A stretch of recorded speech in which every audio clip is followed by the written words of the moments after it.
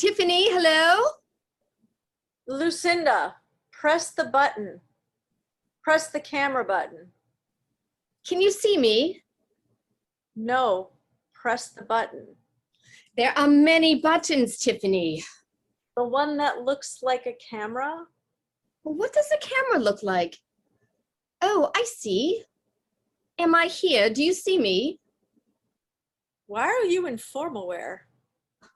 Why are you not in formal wear? I don't see why you couldn't just write a letter.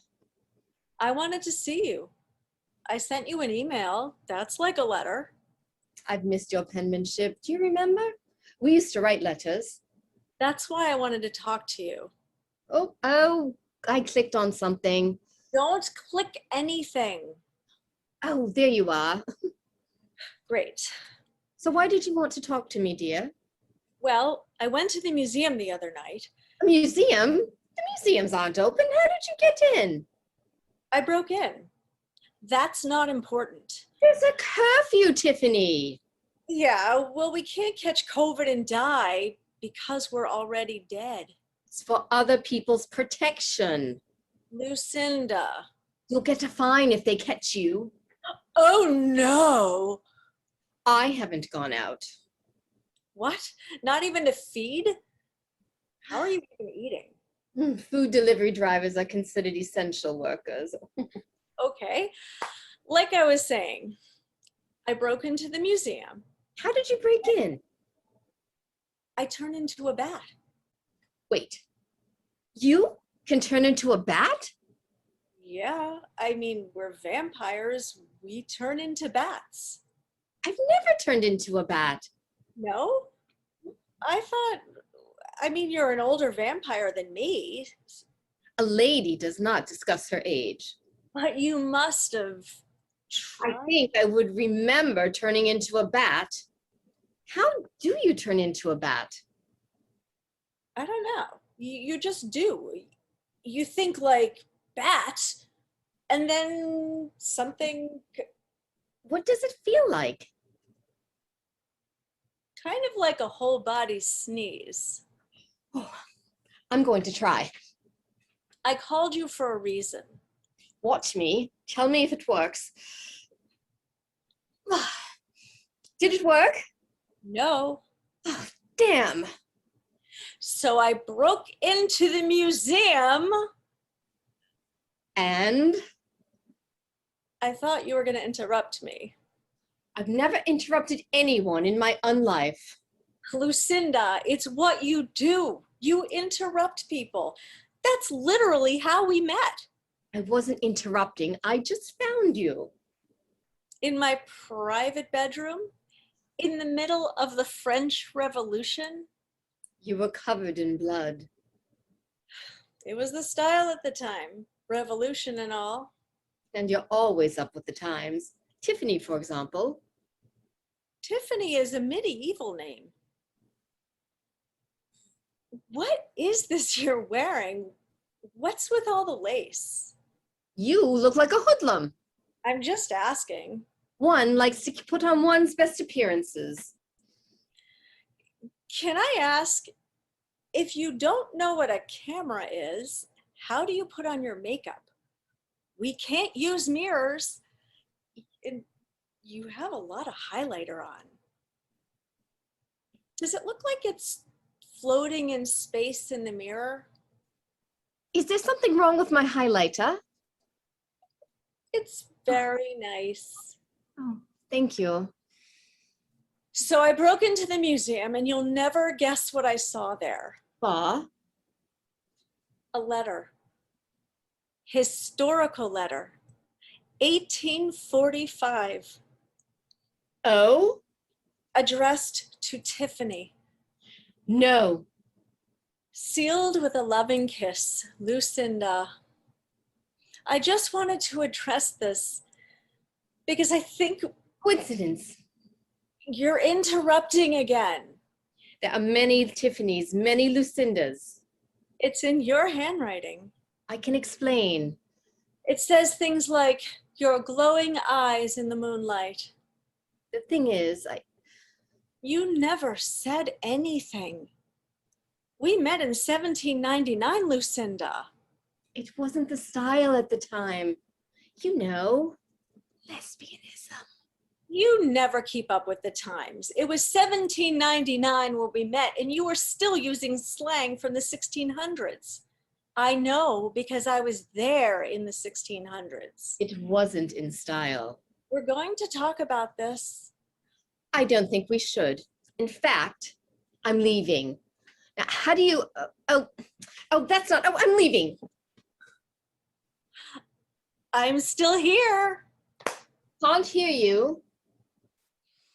You can hear me. This is really stupid, Lucinda. I'm leaving the house so I don't have to talk to you. Oh, you can't leave the house. There's a curfew. Lucinda. I don't see why you have anything to say about this. It was over 100 years ago. Almost 200. Please, will you sit down? Fine, all right. Almost 200 years ago. That night we met during the French Revolution. With the blood. The blood. I wanted to say, you didn't judge me. Why on earth would I judge you for blood? I was dripping with it. Shh, Lucinda, I'm talking. Sorry. So how did you even know to find me? Oh, I'm sorry. I thought I'd been shushed. Please. Well, I heard the screaming and I was drawn to it, of course. There was a great deal of screaming outside. But anyhow, the truth was that I'd heard there was someone like me in that manor. Well, you have. I mean, you must have had other vampire friends. I heard that you were something special. And you were. Lucy. You were truly magnificent to behold, the blood on your face reflecting the candlelight, your hands white knuckle gripping your victim's shoulders. I stood in the doorway dumbstruck, and you snarled at me. Do you mind? And of course I said back, not at all. And I stepped in and closed the door behind me. The original meet cute. Meet what? Never mind. I was fascinated by you. The way you spoke, the way you murdered innocence. Why did you never send that letter?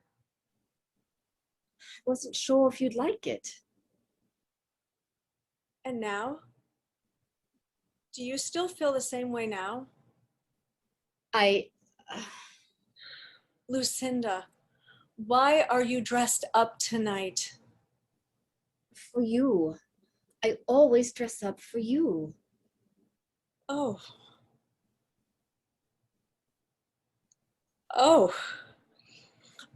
I'm coming over. COVID, the curfew, you can't. This isn't some grand tragedy, Lucinda. I'll be right there. Why are you coming over? Sealed with a loving kiss. You? Yeah. Just as long as you idiot. I'm the idiot. Did you even write a letter? I've got an entire draft folder of unsent emails. I'm coming. You mustn't. I'm coming.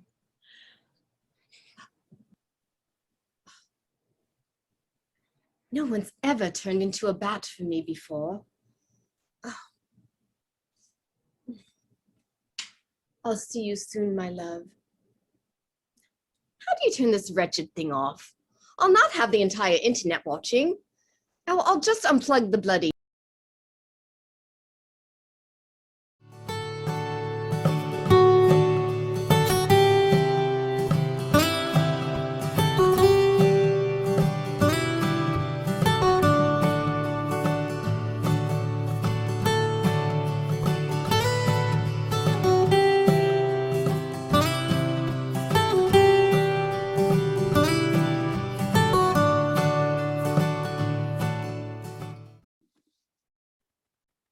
Okay.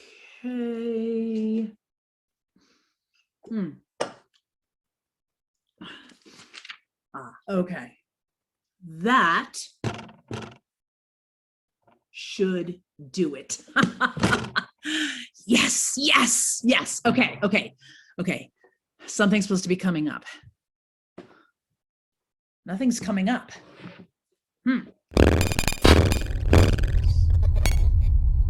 No. This can't be right. I hacked into reality itself, and you're supposed to be Azathoth. No. You are tiny. No, this is not right. You're just some guy. You're supposed to be. I am Azathoth, the mighty, ruler of the outer gods. No, what I'm saying is that you don't look like an eldritch horror to me, and I've seen a lot of pictures. Well, illustrations. And I was expecting more. Well, I mean, you just look like some normal dude. I was expecting, no offense, but I was expecting something like tentacles. Not that there's anything wrong with the way that you look if you're into that kind of thing. My true form is unfathomable to mortals' minds. I appear to you in a way your puny brain is capable of perceiving. Listen, I hacked into existence itself with a book from ancient Mesopotamia, which was, kind of a trial to translate on my own. But I literally hacked the universe to talk to you. And I feel like the least you could do would be to have some tentacles or be some kind of... the hope was that you would be horrifying with respect. What do you ask of me, mortal? Oh, no. It's more like what you would ask of me.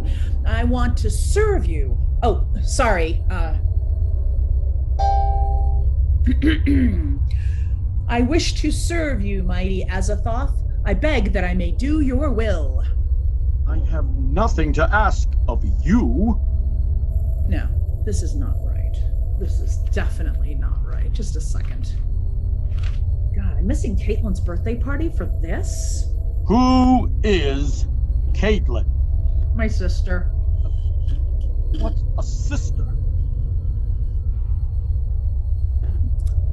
No, I followed all the instructions. This should be Azathoth. Why would some random guy impersonate Azathoth? It's him. It's definitely him. What wouldst thou have me do, O great one? I could commit atrocities for you. What sort of atrocities? Well, I was hoping you could tell me. I kidnapped this guy and he's in the basement. I could do anything you want to him. I thought that was the thing, committing atrocities against others in your name. Yes? No? I don't know. Is that a thing mortals do? Listen, I've got a whole entire man in my basement waiting for atrocities to be done to him. Is it... Oh, do you want a temple instead? Is that it? Not particularly.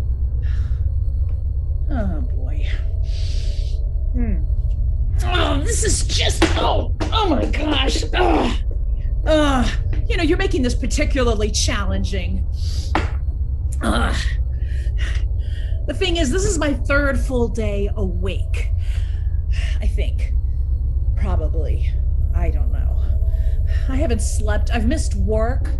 I'm up all night, losing my eyesight, squinting at ancient Mesopotamian cuneiform. I don't think I've showered, and I just wanted to talk to you, to do something for you. That's what it comes down to. So what can I do for you, please? I have no requests. But what do you want? You've got to want something. Want? I do not understand. Want. It's like needing, but like you don't really need it, but you want it. You get it? No. I want a lot of things.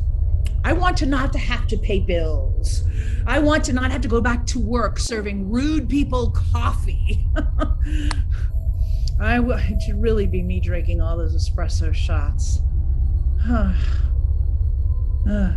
want to live in an apartment that's bigger than a studio. Do you want to know how much I pay for this apartment? $1,500 a month for one room. I don't understand. I want. Okay, as long as we're being honest, I want my girlfriend to not have left. She was staying over that night, and I said the wrong thing, and she said, Gina, you get stuck in your own head, and it's like I don't even exist. What do I want? My parents stopped talking to me because I was dating Elena. Like, they were okay with me being a lesbian in theory, but when they saw me with Elena, and it was like they wanted to say, "Ew, two girls, and one of them's Latina," as if Elena was going to get her cooties all over them or mess up family photos or something. As if she's not the most beautiful thing to ever have walked the earth. What do I want? And it's just like, I didn't even get Caitlin a birthday present. I spent every last penny on this ritual with the candles, the book. Oh, the book. You don't want to know how much I spent for the book. And the ether? To knock the guy out in the basement?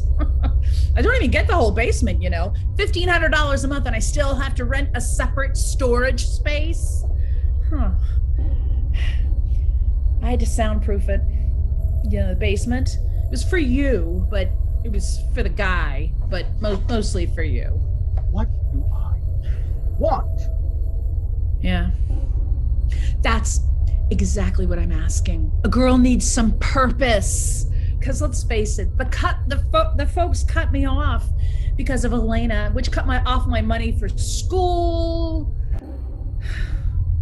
I was going to be a linguist, you know. A linguist?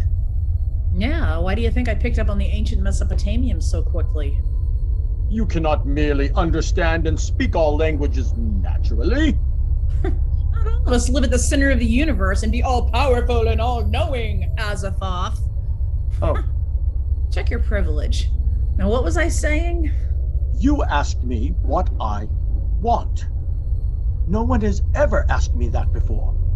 It is a difficult question. Well, what about the outer gods? Do you have weekly hangouts or something with them? You know, cheese and crackers? I do not understand the question. Well, you should. It might be awkward because you're their ruler and there's an imbalance of power. But, you know, even Eldritch Horrors need to socialize, right? I suppose. Don't be like me. Here I am in a filthy apartment, wearing unwashed clothes, talking to what is almost certainly a hallucination brought on by lack of sleep and food. I am both a hallucination and a reality. I am everything and nothing. Mortal. What do I want? What do any of us want? I don't know. That is my quandary. The thing is, I wanted to go to Caitlin's birthday party. I had it on my calendar for weeks, but it seems like everything's falling apart and I can't get my head screwed on right. Last year, my parents stopped talking to me. A month ago, Elena left me.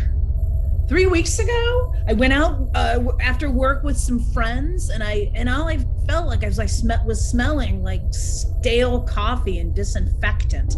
I felt like some gross monster. You can relate. Can I? And I dragged myself home, and I thought, what else is there? And when I woke in the morning, I just knew I had to talk to someone, to serve someone who knew more than me, who knew everything. And that is you. I do not know everything. I do not know what I want. Yeah, me neither. Oh, I did it. Oh, I did it again. I did just what Caitlin said I was going to do. And I got lost in my head. The minute Elena leaves, I get lost in my own head. Why did you really seek me? I'm lost. I am lost. I don't know what my purpose is. So I thought if I could just find something unknowable and succumb to it, like life doesn't make any sense. So why should what I do make sense? Something like that. And the things that make sense have the least, the things that make them the least amount of sense are enormous and incomprehensible deities. It made sense in the middle of my mental breakdown, but maybe I'm still breaking down. I don't know. I'm just alone and I want somebody to tell me what to do. And I want to do some violence. Tiny being. You are puzzling, but ultimately inconsequential. Your troubles are unimportant because you are unimportant. Right, hit me with the inconsequential. Thank you, thank you. Your wants, your desires, they have no meaning. They are nothing. You are nothing. I am everything. I am nothing. Do you understand? No, but thank you. Keep going. You ask me for purpose. You ask me for violence. You ask for companionship. You are undeserving of these things. All are undeserving. All are deserving. Do you see? No. Good. It's not your place. Tell me what to do, Almighty One, please. I beseech thee. You are going to Caitlin's birthday party. I am? Your gift shall be your presence. As my presence is a gift, so shall yours be. You will no longer smell of stale coffee and disinfectant. You're saying I should quit my job? Do you like your job? No, but I need the money. Money means nothing. Well, yes, in theory, but if I'm gonna even... Money means nothing. Listen to me, mortal. Yes, oh great one. You will go back to school. But my parents. Your parents will accept you. Have you spoken to them? Not in a year, but I'm not gonna. You will speak to them.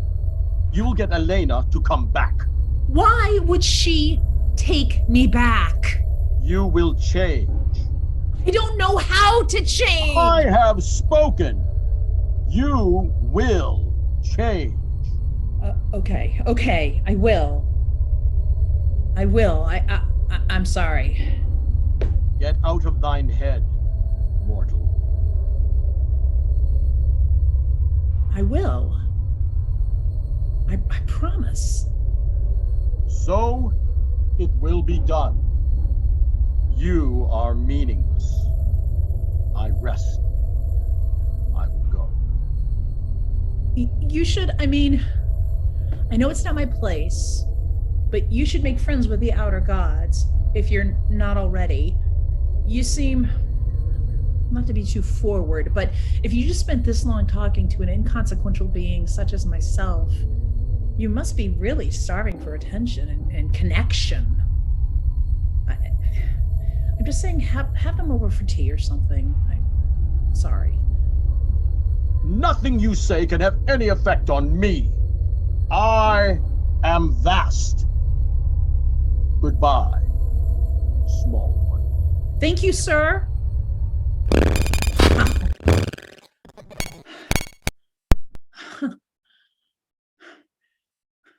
I need to call Caitlin.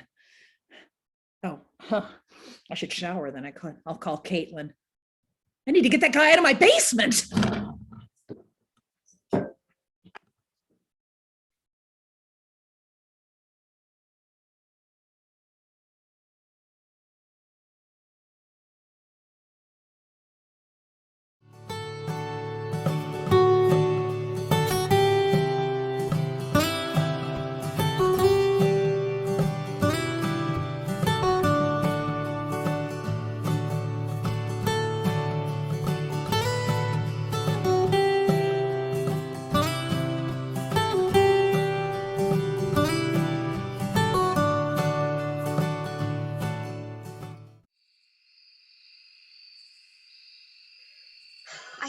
so sorry. It's not your fault the car broke down. The check engine light has been on for approximately 3 eons. I ignored it. I shouldn't have ignored it. It's my fault and you shouldn't forgive me. Why do you always forgive me? Because we'll be fine. And it's cold. It's the middle of the night. I've never been this deep in the woods before anyway.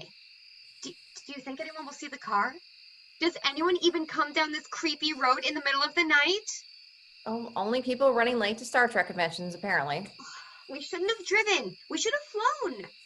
Hindsight. I should have been better prepared. I bet you have a whole survival kit in your car. Well, yeah. Yeah, I am the stereotypical lesbian. I dress like a lumberjack. Are we sure we can't sleep in the car? I read somewhere it's not safe. Are we safe from bears? Well, we don't have any food for them to be attracted to. Oh, no food. Oh, God, I'm the worst. You're not. You always forgive me. We'll share. Look, there's one blanket because I am the opposite of a Girl Scout. It's cold. I don't have cooties. Do you have cooties? I got my shot years ago. But no, come on. You take the blanket. You're going to sleep in the cold? On pine needles?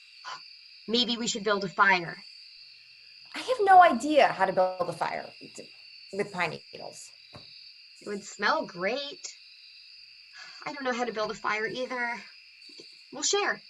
Oh my God, Caroline, Oh my God, August. Don't do that. Don't full name me. We've known each other for 8 years. You know I hate that name. At this point, you know I'm Gus. August isn't that bad.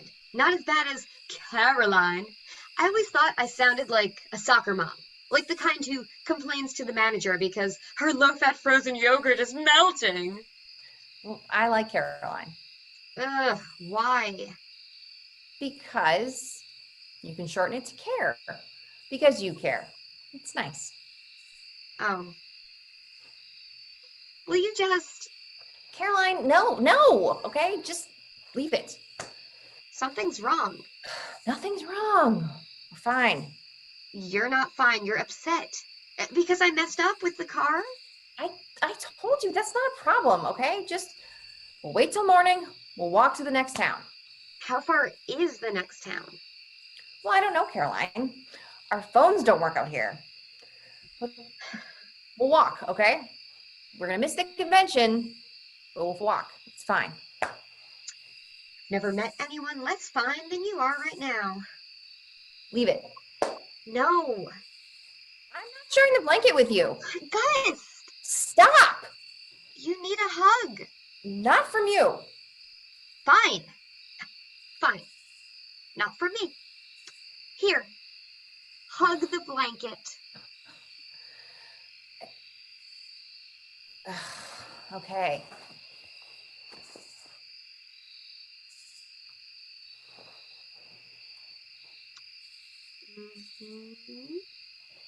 I feel stupid. But do you feel better? Kinda. You care so much, okay? It's hard to take sometime. I mean, there's that time, maybe 4 years ago, when I had flu for a whole month and you came over every day and brought me soup and Gatorade and sat with me when I watched Law and Order and brought me more tissues and then, scolded me when I was going to work and I was still sick. It's too much sometimes. What? Am I supposed to not care? No, I like that you care. I'm not as good at it as you. You brought me flowers when my friend Jack died. Yeah. You baked me cookies. You have baked me a lot of cookies. Well, I'm very bad at baking cookies. Still, I can't share the blanket with you, okay? I'm sorry. It wouldn't be right. Gus, what the hell does that mean? I'd be taking advantage because you don't know. What don't I know? I had a plan. I mean, I had this whole thing. I'd been thinking about it for a year, and I thought I should just tell her. I mean, she wouldn't abandon me. She's too nice. It's just,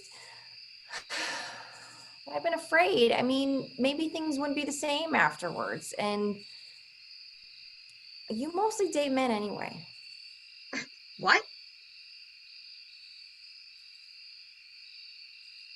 I'm in love with you. What?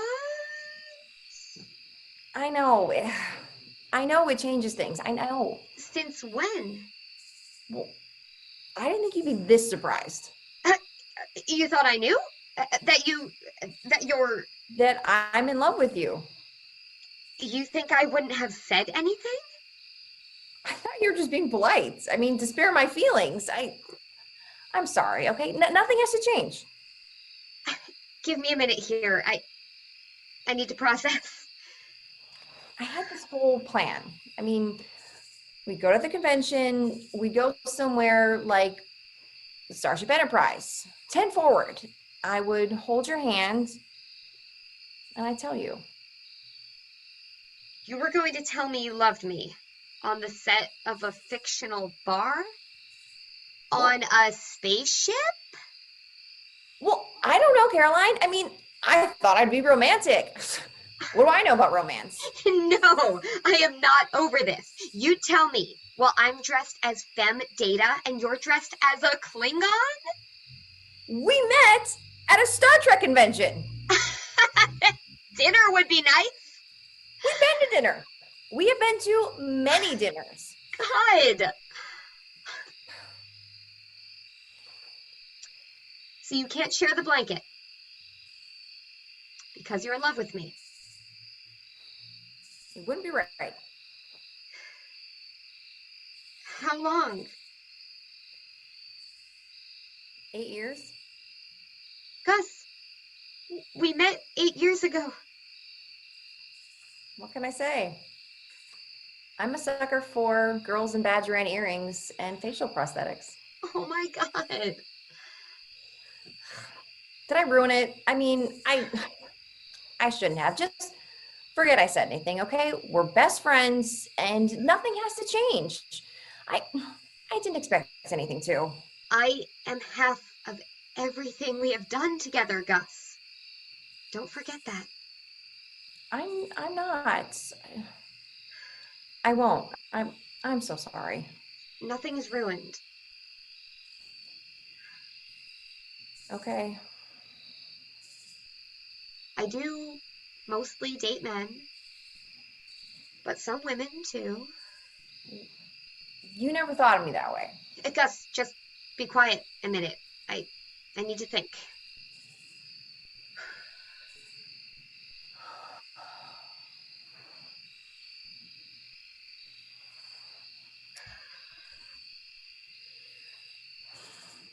It's 1 a.m.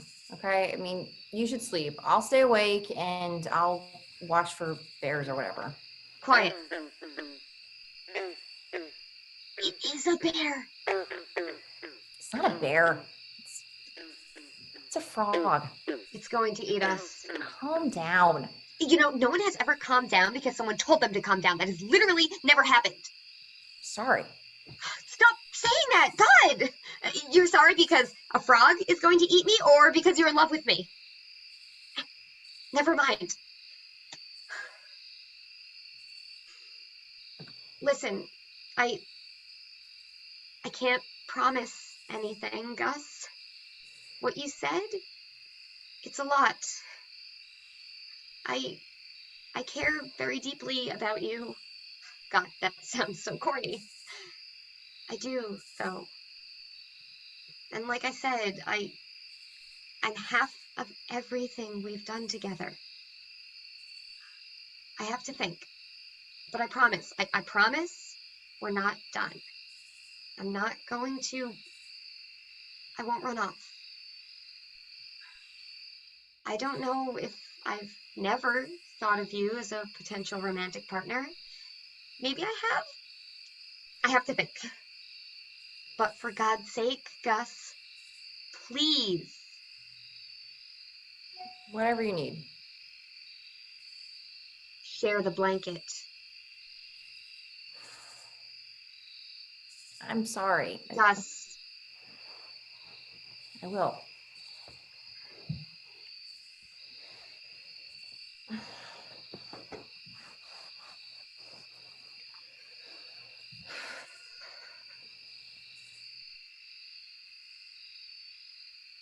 You know, if we get eaten by a bear, this won't even be a problem anymore.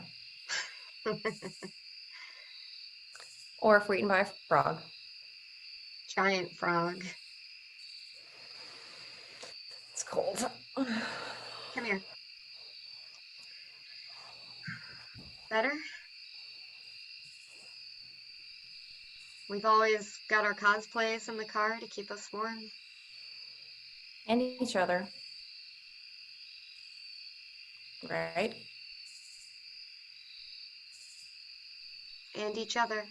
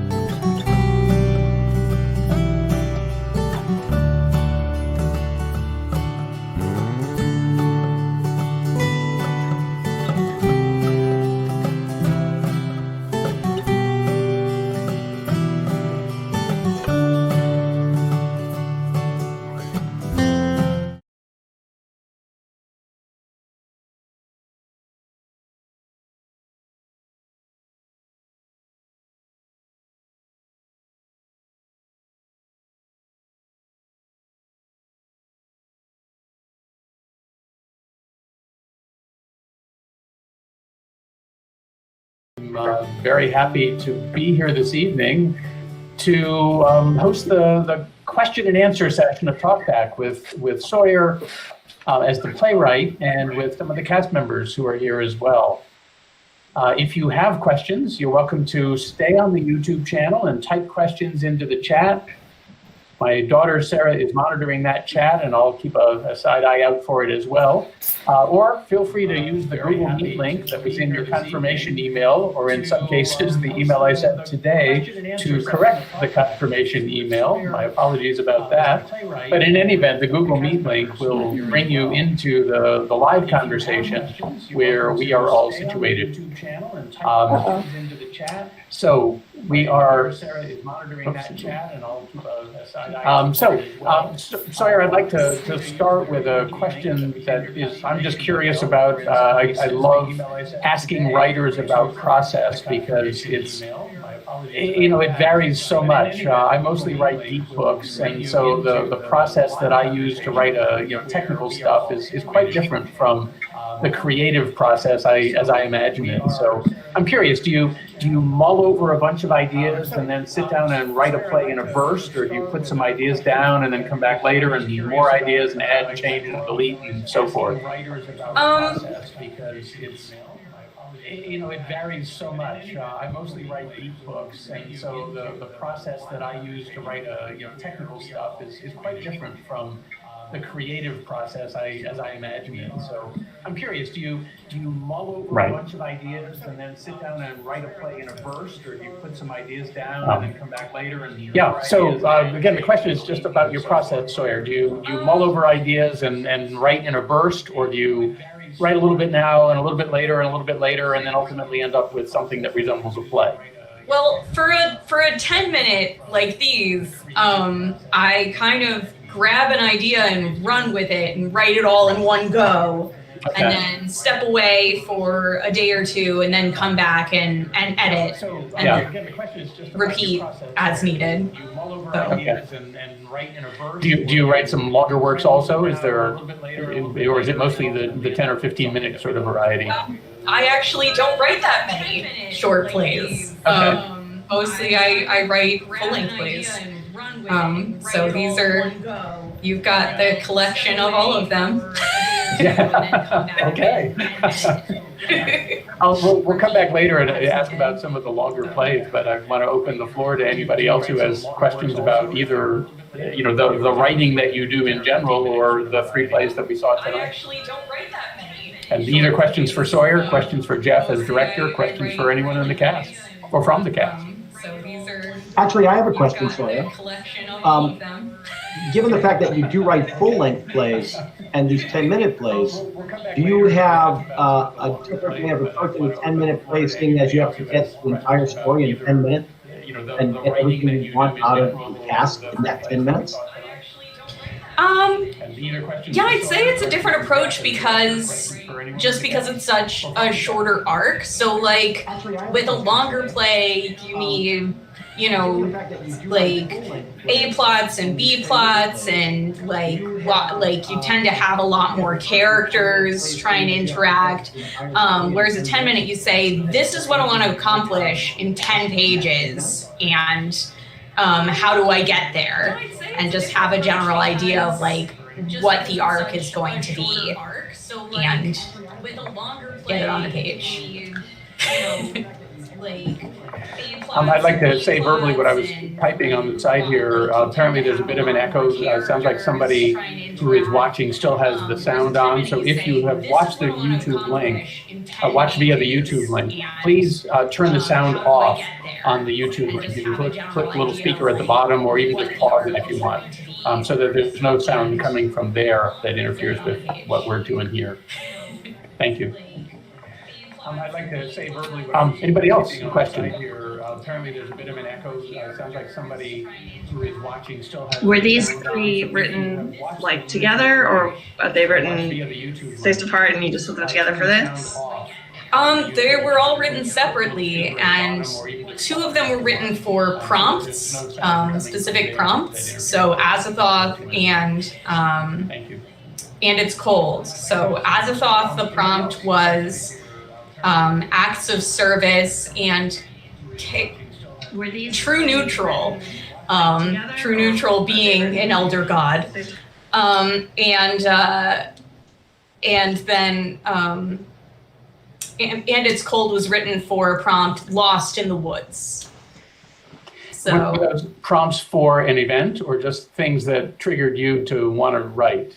well, Azathoth was for an event, and the Lost in the Woods prompt was for a contest, which I did not win.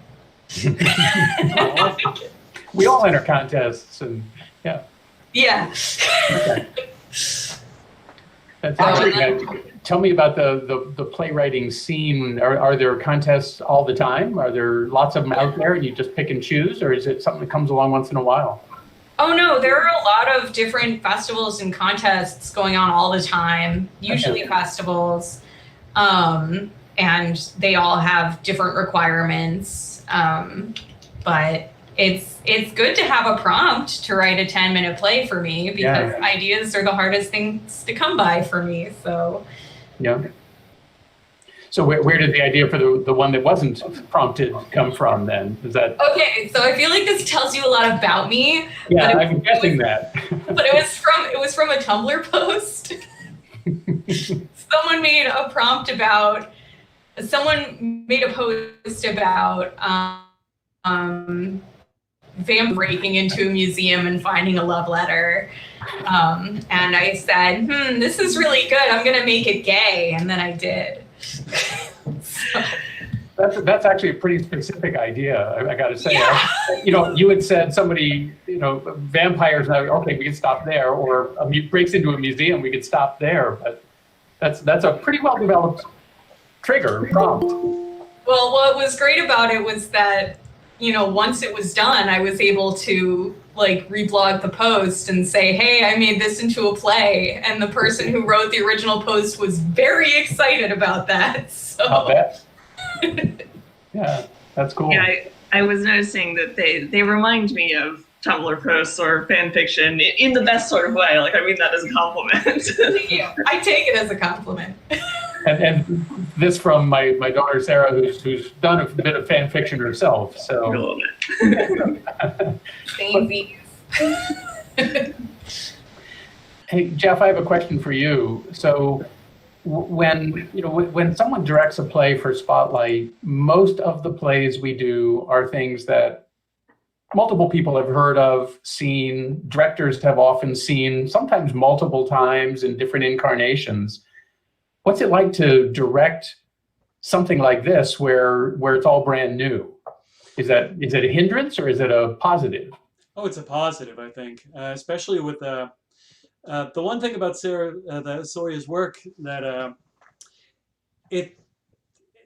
mean, and I said this about Martha's, the best plays almost do the work for you because they're just written that well.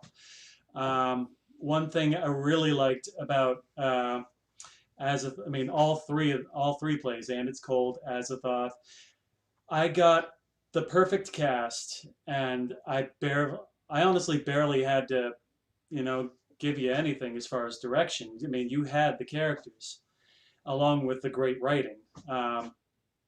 But in my experience, it's more of an adventure, and it's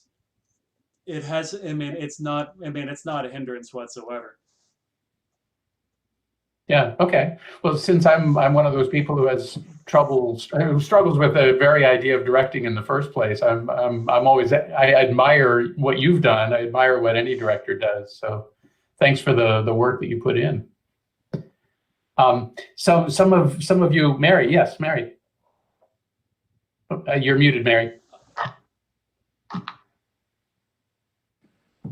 I was going to ask about the different relationships in the three plays, because I feel like they all have a common thread of a relationship. One being very much in the current moment of realized and confessed love with And It's Cold, and then the Tiffany one that has spanned generations and generations, and each of the vampires has had so many experiences, and they finally tell their truth to each other.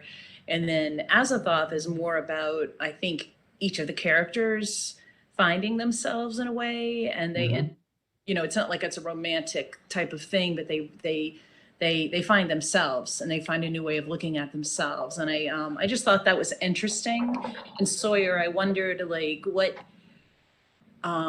is one of those themes of relationships which resonates with you on a writing scale that you feel like you might want to explore more, or just develop, you know, sort of like the meet cute or the love story, or the, you know, two very different people kind of just, you know, out and finding love and themselves. So it's about relationships, I guess. Yeah, well, It's just a yes or no answer, really. Yeah. Yeah, right. no biggie. Well, I'd say that I'm most interested in exploring characters. All of the stuff that I write is very, very character driven, and things that I have the most trouble with are having a plot. So especially in my longer works. So I would say, like, it's a lot of fun to write the meet cutes and the love confessions, but I found working on Azathoth to be like a totally different and interesting experience, just to watch this woman have a breakdown and then kind of get inside the head of an eldritch horror. So I don't know if that answers the question. Go ahead, Mike. Oh, actually, that, and saying that, when you said that, you know, Mary got into my head, I definitely felt that as I went through it and started practicing, that she began to affect him as much as he was trying to affect her. And you know what it really made me want to do? It made me want to have you write a sequel where Azathoth seeks out Gina and breaks in on her computer to see how she's doing after all that and find out what happened. Did she get back with her parents? Did she, you know, did Elena and her get back together again? What's happening? And now I'm the one who wants all the information because it's been bugging me for millennia now. I want to know that. That's a great idea. I want to see the tea party. And maybe Azathoth has a question. Yeah. Or love that. Azathoth, he walks away and he walks away because he's just been chagrined by Gina, who said he needs to go make friends. And no one's ever questioned an eldritch god before. And how dare does she question an eldritch god? And now I'm all screwed up and I want to find out how she's doing after. I love your comment, Sarah. You want to see the tea party. I agree. I'd love to watch that tea party. Yeah. Well, I might have to write that play now. There's your prompt, right? Yeah. Actually, I'd say all three of the plays that you wrote could all have sequels easily. Yeah. You know, to find out, did the relationship and, you know, in its cold, did it go forward or not? I mean, I want to know. I mean, and both of you acted it so well that, you know, I'd like to find out, do they get together? Oh, you leave us hanging. It was terrible and right at the same time. And then the same thing, I would have loved to see the bat fly into that room and to see what took place since they were separated from each other. Yeah. I love that ending. You know, the bloody, what's wrong with this bloody black, fade to black. Yeah. Yeah. I like, while we're paused for a sec, I just want to send out my compliments to all of the actors and to Jeff as the director. Like, you did an amazing job. I couldn't be more pleased with what wonderful performances and direction there were. So just wanted to throw that out there. Thank you. Thank you. On behalf of everyone, we do appreciate that. So, and are your plays performed? What other plays have you had performed? The longer works. And let's talk about those. Actually, let's circle back there first. Tell us a little bit about the longer plays that you've done. Well, in 2019, my first full-length play, Captain Cobalt versus the Sinister Scientist, went up in New York City and then later in Boston. and then was published about a month after the Boston production. And that one is about a superhero versus a supervillain, where all 18 roles are played by 2 women and all the props are bananas. What a concept. Where's the video? Yeah. Now that's a budget. On the other hand, in a long run, it would get expensive, even at 49 cents a pound, right? Well, I mean, the Boston production, we did 5 shows, and we went through 100 bananas and 2 plantains. Okay. Plantains are a little sturdier than the bananas. Good to know. Yeah. How much revision was there between New York and Boston and the published product? Well, okay, so there was the workshop production that happened like a year beforehand, and then from there it went through 7 rewrites to get to New York City, and then a subsequent rewrite that was like a complete overhaul for Boston, and then like Boston, it was pretty polished, so I only changed a little bit before submitting it to be published. Okay. It really helps to like see your stuff performed and see what works for the audience. Bound to make a difference. Yeah. So cool. But yeah, and then another longer piece is the second in what I call the Banana Trilogy, called Space Team Go, which is a loving homage to Star Trek, which you may have guessed I like. And all the props are also bananas, but it has eight actors instead. And we did a staged reading like you did for this of that last year. So I had that one. Was published. Sorry, that was. No, go ahead. Yeah. So that leads me to one burning question about the bananas. So is each banana a unit, or are bananas in bunches, or are bananas combined in various sculptural ways? What does one do with bananas? All of the above. Okay. The one I'm working on now, there is a bunch of bananas. That's a prop. And then part of one of the effects is that 5 actors come on stage and grab a banana and they explode across the stage with all the bananas. So, and then sometimes you have a bunch of bananas taped together. And then most of the time it's just a single banana, but it's representing all different kinds of things like, laser beams and phones, things like that. So. Phones, easy to imagine. Laser beams, I'd like to see. If I had only known. You could have put a banana on your head. Yeah. I've absolutely been a banana. Yeah. Yeah. Good. Someone in the YouTube chat is asking, I think mostly for Jeff, how you arrived at the videotaping choices, like the zoom confusion, the fiery depths, the sharing of the blanket across the dimensions. Well, as far as the blanket in And It's Cold, that was actually a recommendation. That was actually something that Rebecca had first mentioned at our first rehearsal, and it fit.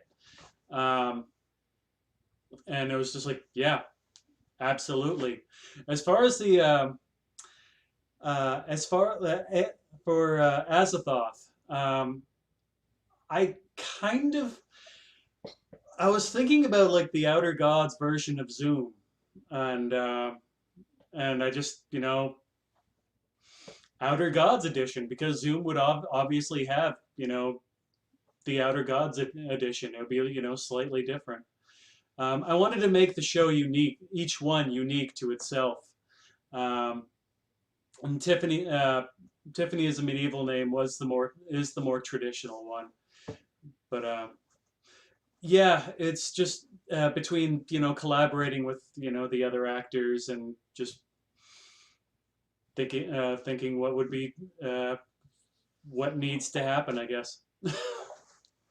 Hey, Annie, I have a question for you. So back to the blankets. So did you and Becky talk about trying to find blankets that were the same color, or did you just decide, was it intentional that they were different? Or did you just grab what you had? We got as close to the same colors as we could find. So they were similar about, I mean, we didn't think that we needed to like go get a brand new blanket to share, but we got to, you know, close and then let our imaginations go with that. Yeah, and that was clearly the point in a Zoom-ish setting, but yeah. That was a great idea she had. I thought it was fun. Nice. Yeah, no, actually, I have a question about that.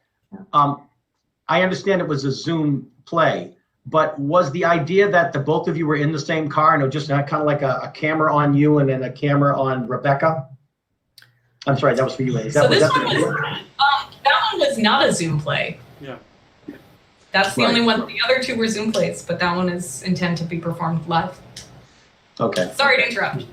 No, that's good. That's good, because that's what it seemed like. It just seemed like that it was a two-camera setup and that you were talking to each other. So, well done. Yeah, the thing with And It's Cold, yeah, it was it's not meant to be a Zoom play, but the Sawyer had worked with me on the to make sure that we didn't really have any stage directions to be read, and really the only one ended up just being the frog croak, and I found that lovely green frog sound online that but that was the only one that was necessary. So. And Annie, you and Becky both did a great job reacting to the frog sound. It was a very intentional reaction and very in the moment of the sound. It was good. Well done.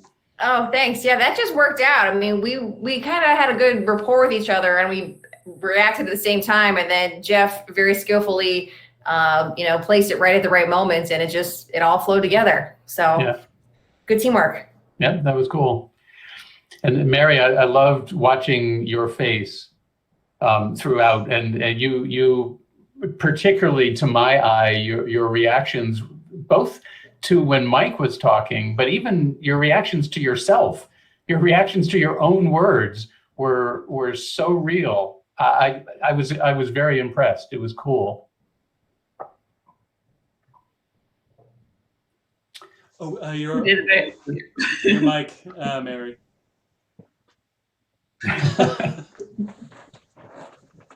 She's accustomed to having a noisy cat in the background, so she turned her mic off. Right? I feel that. No, you're still muted. Yeah. Still muted. You're still muted. I heard that. That we Loud got. and clear. Okay. Thank you, Scott. I was really trying to personalize the role, and a lot of it hit me on a personal level, especially the part about being lost and looking for help everywhere but inside. I think that's it's a struggle.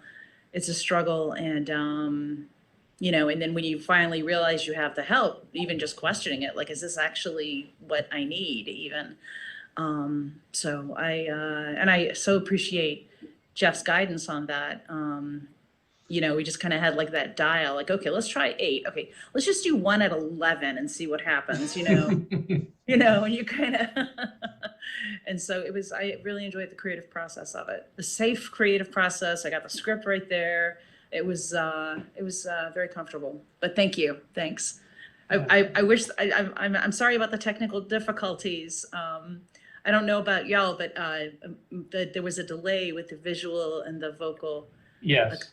Seconds. So anyway, but so I tended to just stop watching your mouth and be part of the bigger picture rather than where your mouth was for you and Mike both. All right. The one thing about that show in particular, sorry, Scott. Mary brought so much to the table, both Mary and Mike.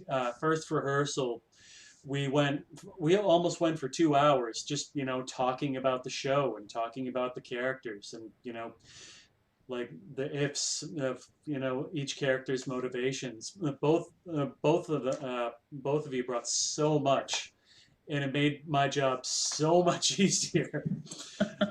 But it was such a pleasure to work with the both of you on it. Well, It thank was you. a pleasure to have you. Yeah. Believe. And hey, I brought my hat. That was the important part. Yeah. And Susan, if I can talk about the pair of Susans for a moment, I really enjoyed the rapport that you two had, and that it grew even in 8 minutes or whatever the heck it was. You could feel it happening, and I love the visual style difference too. And I mean, yes, it's part of the script, but you carried off the elegant old lady as a 300-year-old lady, as opposed to the young upstart, if you will. So I enjoyed watching that. You could definitely see it happening. Thanks. Well, We love working with each other too. I mean, Jeff, Yeah, Jeff was awesome. Yeah, Susan and I, Susan was in Company, and I produced that. That's and I just love her. She's just joyful and sweet. And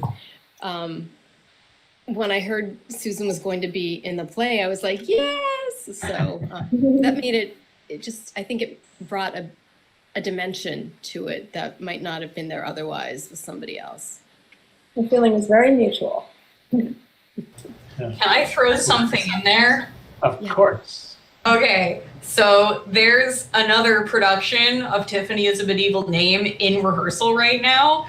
And I actually, they had a rehearsal a night I was available, which unfortunately, I was rehearsing for another play while you all were rehearsing and I wasn't. But anyway, I went to their rehearsal, and their Lucinda had a very interesting theory that Lucinda is the younger vampire and is pretending that she's an older vampire, which I thought was a hilarious conclusion to come to. It's like a conspiracy theory. The reason that she has slang from the 1600s is that that's when she grew up, and that actually Tiffany is from 500 or something. So, wow. I don't care. I thought that was a really funny theory. That is a good theory. Yeah. Cool. The two of you definitely seemed like an old married couple. With the same old thing. Yeah, and then all of a sudden you discovered that even though you've been married for eons, that, oh my gosh, we actually really love each other. Yeah.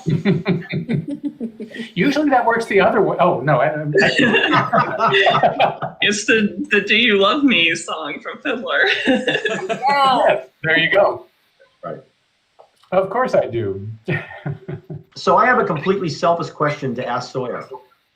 And I don't know if it has an answer. Was Azathoth just a thought in poor Gina's deluded mind, or did Azathoth really exist? Azathoth was real. Okay. That's how I was playing it, but I was always wondering. I'm like, wow, was it really? Because she mentioned it a few times that she was really getting in her own head, and was I just a voice in the head? So Azathoth was so she really hacked into the universe. She did, and I wanted to leave it ambiguous, but I've had this question before: was Azathoth real? Yes, Azathoth was absolutely there. Okay.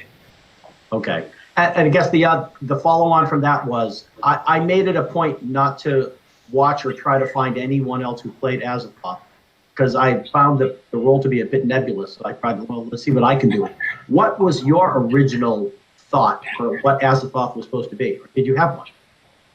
I didn't have one, actually. I just wanted him to be scary, and you were, so good job. Oh, yeah, that's easy. Yeah, there have been a couple of different interpretations now of Azathoth, completely different interpretations from each other, and yeah, but I just wanted him to be scary, and you were. Oh, thank you. Well, now I'm going to hunt those out. Now I want to see what other people did. Yeah. Cool. All right. Anybody else have questions or thoughts or brainwaves? Mike notwithstanding. I mean, I was just going to ask about the sort of supernatural element in the first two, and then I was kind of expecting the frog to actually come and eat them in the third one. I don't know. It's just that there wasn't any. That was a little more reality based, I guess. Yeah, I mostly like to write supernatural things, and it's actually that's a preference of mine. I write very few things that take place in our reality, just because I think it's easier for me to explore themes to a more to a greater extent, because you have these analogies and you have these like overblown kind of character types and situations that it kind of, so like I feel like Azathoth solves all your problems for you would not have worked if she were just talking to a normal guy. Like, it only works if he's an eldritch horror. So that's kind of, and I do want to say that I am sad. I'm a little bit sad that we're not going to be doing Zoom plays anymore, because I had an idea for the third one in the Supernatural series about a shapeshifter. So sadly, that will not be happening. But yeah, that's where that comes from. I like to write fantasy, basically. I just because we can be in person doesn't mean we have to be. So, keep that in mind. Okay. Well, another thing to keep in mind, yeah, definitely, to keep in mind too, part of Spotlight and New Works, we had a ton of submissions, and a lot of them that we're still reading, we're still going through them, but a lot of them are Zoom style. So Spotlight and New Works may still have Zoom style shows. So that'll more likely be something that is still on the table, at least for our Spotlight Playhouse series is concerned. And just as a purely logistical reason, part of it is that we can have actors anywhere and audience anywhere when we do that. Play that Susan was in for us, waiting for the host, we had 2 actors in New Jersey and a guy in South Carolina and 4 or 5 folks from from here in the Merrimack Valley in north of Boston. And the fact that worked so well and that we can continue to do that means we probably will. Not a substitute for bodies in a room, absolutely not. But it's an experience that can continue to work. So you're saying I should write 3 more Zoom plays? Got it. There you go. We would entertain the notion if you did. Okay. Yeah. I mean, I'll have to say this kind of genre was born out of necessity from COVID, but it has its own unique character and style on its own. Mm-hmm. And just because COVID is hopefully over, that doesn't mean that this genre has to not continue. Right. And that may be a great way, like Scott said, you could you have plays that are written across the country and pick anyone you want and have everyone in it. And that way it's very opening, so that you not have to worry about, I have to be here at this time. Like I said, you can. It would be a great task to try and have one from people around the world. Try to recruit an entire world's worth of cast and have someone from 5 different countries and see if you can pull something like the Olympics of plays. So keep writing. Well, on behalf of Spotlight, I would once again like to thank all of you, not only for the 6 actors, Jeff and Sawyer, for making this evening possible, but thank you to everybody who was here to watch. Those of you who joined in the dialogue afterwards, I appreciate that too. I will also this is in my contract as volunteer president of this organization. I have to ask for money. It says so right there in black and white. Some of you were very generous and did donate as you acquired your free ticket, and I appreciate that. We are, like every community theater group, still trying to figure out how to make ends meet as COVID winds down and we can resume live performances. But it is ticket revenue that is our main source. So given what the last 12 months has looked like, we would certainly appreciate your support of future events at Spotlight. And if you are so inclined and liked what you saw tonight and haven't made a donation yet, we can fix that. Just go to spotlightplayhouse.org, and right on the homepage, there are a couple of links to donate, or click on the Support Us link at the top of the page, and you'll find several different ways that you can get involved. Either get involved financially or get involved with what we do and how we do it. Always love to have more help.